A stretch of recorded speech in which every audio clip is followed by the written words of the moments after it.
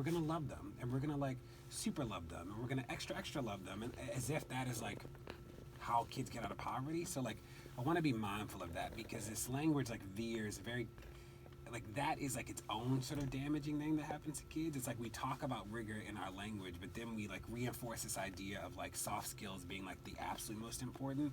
And like you're not going to get any career with mobility not being able to read. It's just not going to happen, right? Like you going to a basketball program is amazing, but that like isn't enough. And you getting great job training and not being able to read like isn't actually, I feel like doesn't matter in the grand scheme of things. And when we talk about teachers, it is true. People are working really hard, and blah blah blah. Like that is real. I was one of those teachers. I worked in the school system. We all are teachers in some way.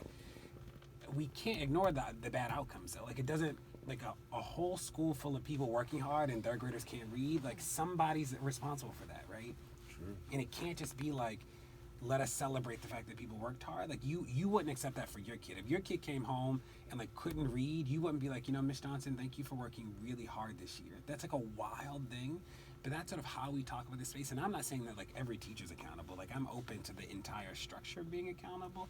But we let people off the hook when our kid, like when it's not your kid. When it's your kid, you're like ready to burn the school system down. You're like calling people, cussing them out. But when it's like when it's black kids sort of writ large, our language changes, and we're like, well, they worked hard. You're like, that is so wild. We only do that with marginalized kids.